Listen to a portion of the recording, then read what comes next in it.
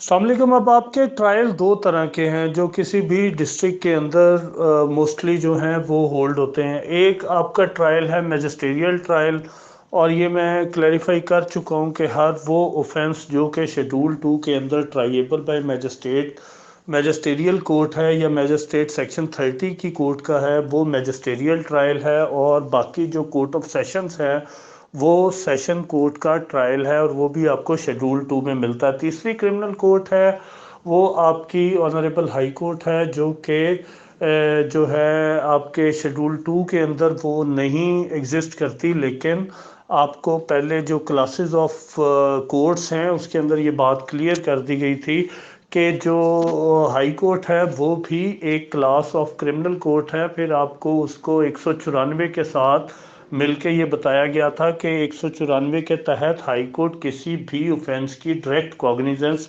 ले सकती है। अब जो मैजिस्ट्रियल ट्रायल है ये आपका स्टार्ट हो रहा है 241 से, जो कि सिंपल ये बात बता रहा है कि जो भी फॉलोइंग प्रोसीजर है ये आपका जो है अडॉप्ट किया जाएगा इन ऑल मैजिस्ट्रियल ट्रायल्स। जबकि दूसरी तरफ अगर आप सेशन ट्रायल के अंदर देखेंगे तो वहाँ पे 265A ये कहता है कि जो भी सेशन कोर्ट के अंदर ट्रायल होगा वो आपका public prosecutor appointed on behalf of the state जो है वो उसको सेशन ट्रायल को कंडक्ट करेगा। और ये भी मैं आपको डिटेल से बता चुका हूँ कि इनको किन सेक्शंस के तहत जो है वो अपॉइंट किया जाता है। और उसके बाद एक पब्लिक प्रोसिक्यूशन एक्ट 2006 के अंदर आया, जिसके अंदर पब्लिक प्रोसिक्यूटर की जो सारी ड्यूटी है, पावर है, वो सारी उसके अंदर जो है वो बता दी गई।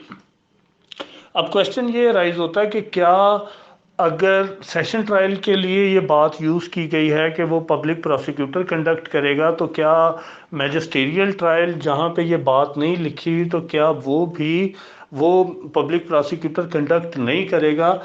तो यहाँ पे एक स्पेसिफिक प्रोविज़न मौजूद नहीं है मैजिस्ट्रियल ट्रायल में। लेकिन इसको जिस वक्त आप 492 से ऑनवर्ड्स पढ़ेंगे या 493 है स्पेसिफिकली, उसके अंदर ये बात लिखी हुई है कि पब्लिक प्रोसिक्यूटर हर केस जो कि पुलिस रिपोर्ट के थ्रू इनिशिएट होगा उसका वो इंचार्ज होगा, और कोई भी जो प्राइवेट कौंसल है वो उसको असिस्ट करेगा। तो इट मींस के वो वाली सेक्शन अगर मैजिस्ट्रियल ट्रायल के अंदर अप्लाई करेंगे तो वो वही वाली सेक्शन है जो कि 265A स्पेसिफिकली मौजूद है। और इसके अंदर जो 493 है उसके अंदर बाकायदा ट्रायल का वर्ड भी यूज़ किया गया है।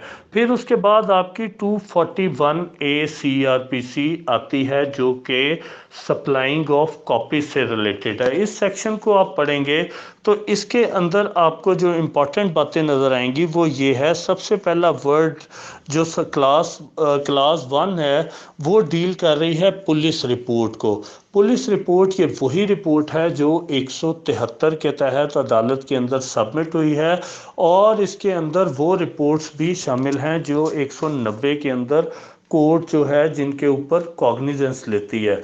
इसके अंदर जो बात तहरीर है 241A के अंदर, वो ये बात करते हैं कि कोई भी जो पुलिस रिपोर्ट से ट्रायल जो है वो अदालत के अंदर कमेंस किया जाएगा, उसके अंदर वो ये बात करते हैं कि सिर्फ वो केसेस जो कि समरी ट्रायल हैं या जिनकी सज़ा 6 माह से कम है, ये वो केसेस हैं। जिनके अलावा तमाम केसेस के अंदर जो एक्यूज्ड है उसको फ्री ऑफ कॉस्ट मुफ्त कुछ कॉपीज देना जो है वो कोर्ट की रिस्पॉन्सिबिलिटी है। और ये कॉपीज़ जो इसके अंदर मेंशन हैं वो कॉपीज़ आपको प्रोसिक्यूशन प्रोवाइड करती है। जिस वक्त 173 की रिपोर्ट सबमिट होती है तो पुलिस इन डॉक्यूमेंट्स की additional copies as per number of accused, जितने मुल्ज़मान हैं उस लिहाज से मुल्ज़मान की तादाद के मुताबिक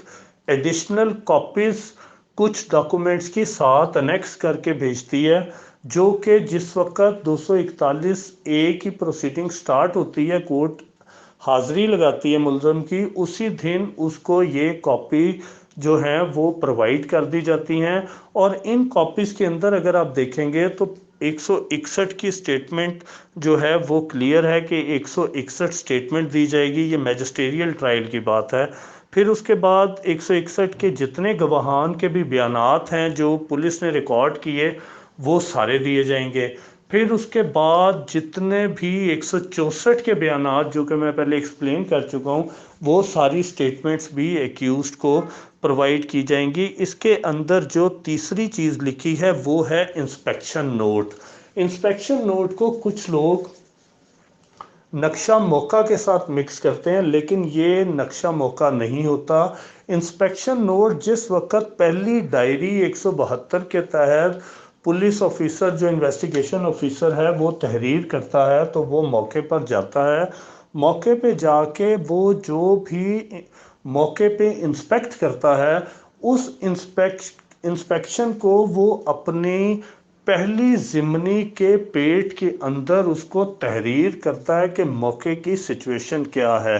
वो इसको जो आपकी डायरेक्शंस हैं, आपकी ईस्ट नॉर्थ जो आपकी साउथ वेस्ट, इसके मुताबिक वो तहरीर करता है कि इस जगह ये कुछ पड़ा हुआ है, यहाँ पे बॉडी है, इसके इर्द गिर्द जो हैं वो शुमाल की तरफ ये लोकेट करता है, जनूब की तरफ सड़क है, ईस्ट की और फिर आपकी जो साउथ और वेस्ट की तरफ ये है।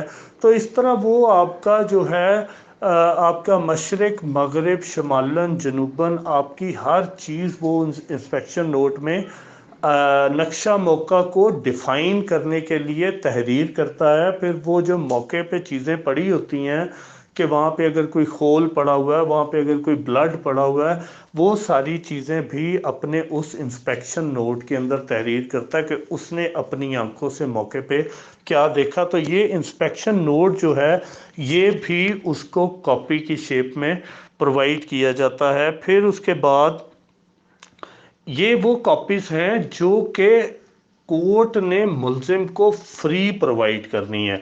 इसके अलावा मैजिस्ट्रियल ट्रायल में अगर मुलजिम को कोई और कॉपी चाहिए जुडिशल फाइल से, उस सूरत के अंदर वो उसको फ्री नहीं मिलेगी, लेकिन वो लेने का हक रखता है। वो इसकी अटेस्टेड कॉपीज़ जो है वो अप्लाई कर सकता है और अटेस्टेड कॉपीज़ वो इसकी ले सकता है, इसके ऊपर ममानियत नहीं है। और इसके अंदर जो वर्ड्स हैं वो हैं not less than 7 days before the commencement of trial. ये मैं पहले भी एक्सप्लेन कर चुका हूँ, मैं आपको दोबारा एक्सप्लेन कर देता हूँ कि जिस दिन ये कॉपीज़ दी जाएंगी इसके कम से कम 7 दिन के बाद एक्यूज को चार्ज किया जाएगा। इससे पहले एक्यूज को चार्ज मैजिस्ट्रियल ट्रायल में नहीं किया जा सकता। कुछ सिचुएशन हैं लेकिन वो जानना ज़रूरी नहीं है, लेकिन प्राइम जो इसकी बात है वो यही है कि मुलजिम को मैजिस्ट्रियल ट्रायल में जिस दिन ये 3 नकूल दी जाएंगी उस दिन के 7 दिन बाद उससे चार्ज फ्रेम किया जाएगा। फिर उसके बाद जो इसकी अगली प्रोवाइजो क्लाज है वो ये कहती है कि अगर कोई ऐसा मटेरियल है जो कि स्टेटमेंट की शेप में है 161 की और उसको अक्यूज को बताया जाना जो है वो थोड़ा सा सिक्योरिटी इश्यूज भी हो सकते हैं, कोई और बात भी हो सकती है, उस सूरत के अंदर वो कहते हैं कि उसको वो ये कॉपीज़ जो है वो नहीं दी जाएगी। कोई ऐसा मटेरियल हो सकता है जो एक्यूज के सामने डिस्क्लोज करना ज़रूरी ना हो। फिर ये चीज़ें आपकी सारी डील कर रही हैं पुलिस रिपोर्ट को। आपकी जो अगली चीज़ आती है वो है आपकी कंप्लेंट। कंप्लेंट ये वही कंप्लेंट है जो हमने सेक्शन 200 के तहत देखी, जो हमने 155 के तहत देखी, और इसके अलावा हर वो कंप्लेंट जो कि पब्लिक सर्वेंट कोई भी कोर्ट के अंदर डायरेक्ट भेजता है। जैसे मैंने आपको मुख्तलिफ डिपार्टमेंट्स के कंप्लेंट्स की जो मिसालें हैं मैं पहले आपको दे चुका हूँ कि कोई भी लेबर डिपार्टमेंट हो सकता है, फूड डिपार्टमेंट हो सकता है, एक्साइज डिपार्टमेंट हो सकता है, जो भी ऐसे स्पेशल लॉज हैं जिसके अंदर नॉन कॉग्निजेबल ऑफेंसेस की जो रिपोर्ट्स हैं इन शेप ऑफ कंप्लेंट वो अदालत के अंदर भेजी जाती हैं। इस सारी क्लास को वो डील कर रहा है और ये भी आपको कहता है, जैसे मैंने आपको बताया था, कि जो कंप्लेंट है उसके साथ डॉक्यूमेंट्स अनेक्स किए जाते हैं 200 के तहत, और मैंने आपको बताया था कर्सरी स्टेटमेंट्स रिकॉर्ड होती हैं। मैंने आपको ये भी बताया था कि कोई डॉक्यूमेंट्री एविडेंस भी होती है, और इसके अलावा जो कर्सरी स्टेटमेंट्स है उसमें भी जिस्ट लिखी जाती है। तो ये कंप्लेंट कहता है कि जिस दिन कंप्लेंट एक्सेप्ट हो जाएगी, जो मैंने आपको बताया था कि कोर्ट कंप्लेंट एक्सेप्ट करते ही 204 के तहत प्रोसेस इशू करेगी, तो उसी के अंदर ये ऑर्डर भी करेगी कि उस एक्सेप्टेंस के 3 दिन के अंदर अंदर कंप्लेनेंट जो है वो इन तमाम डॉक्यूमेंट्स की जो इसके अंदर तहरीर हैं वो सारी कॉपीज़ जो हैं वो कोर्ट के अंदर जो है वो सबमिट करेगा कंप्लेनेंट। और जिस वक्त अटेंडेंस प्रोक्योर कर ली जाएगी एक्यूज़ड की, उस वक्त ये सारी कॉपीज़ जो हैं, जितने मुल्ज़मान उतने नंबर ऑफ कॉपीज़ कंप्लेनेंट देने का पाबंद है। और ये ऐसा ही है जैसे आपकी पुलिस रिपोर्ट के अंदर 161, 164 वगैरह दिया गया, इसी तरह इसी के अंदर भी जितनी जिस्ट है कि कंप्लेंट के एलिगेशंस क्या हैं, उसकी जो कर्सरी स्टेटमेंट्स हैं उसका मकसद बताना है कि तुम्हारे खिलाफ इस प्राइवेट कंप्लेंट के अंदर कौन कौन सी शहादत आएगी। फिर उसके बाद आपकी दूसरी जो जिस्ट है वो भी उसको कन्वे की जाएगी, ताकि कल को वो अपने आप को इस मुकदमे के अंदर डिफेंड करने की पोजीशन में हो। लेकिन ये वो सारी रिक्वायरमेंट है जो कि सिर्फ़ और सिर्फ प्राइवेट कंप्लेंट अंडर सेक्शन 200 के अंदर रिक्वायरमेंट है। बाकी ये जो जितनी अदर कंप्लेंट्स हैं जो मैंने आपको बताई, जो प्राइवेट के अलावा हैं, लाइक पब्लिक सर्वेंट की तरफ से आती हैं, उसके अंदर ये कॉपीज़ प्रोवाइड करना ज़रूरी नहीं है उन डिपार्टमेंट्स को, बल्कि ये एक्यूज़ड अगर उनकी कॉपी लेना चाहता है तो वो इन सब की कॉपीज़ वो खुद लेगा। तो ये आपका 241 ए है जो आपको मैजिस्ट्रियल ट्रायल के अंदर फर्स्ट स्टेप के ऊपर ये प्रोसीजर फॉलो करेगी कोर्ट। इसके बाद आपकी सेशन ट्रायल के अंदर भी ऑलमोस्ट यही पोजीशन है, लेकिन वहाँ पे थोड़े से कागजात ज़्यादा हैं, क्योंकि वो ऑफेंसेस जो सेशन कोर्ट के अंदर हैं, ये मैं पहले भी बता चुका हूँ कि वो मोर हीनियस इन नेचर होते हैं, उनकी क्वांटम ऑफ सेंटेंस बहुत ज़्यादा होती है।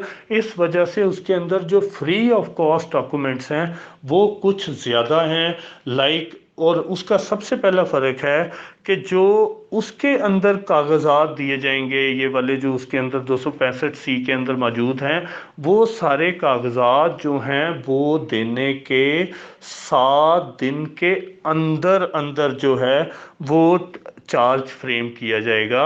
मैजिस्ट्रियल ट्रायल में ट्रायल कमेंस होगा 7 दिन बाद, और सेशन ट्रायल के अंदर ट्रायल कमेंस होगा 7 दिन पहले। इसके अंदर जो कागजात हैं वो इसके अंदर एफआईआर भी शामिल है। नंबर 2, इसके अंदर पुलिस रिपोर्ट जो 173 की रिपोर्ट है उसकी भी कॉपी हर एक्यूज़ड को दी जाएगी। उसके बाद इसके अंदर भी वही सारा कुछ है, ये 2 डॉक्यूमेंट एडिशनल हैं, बाकी 161, 164 और इंस्पेक्शन नोट जो हैं वो इसके अंदर शामिल है।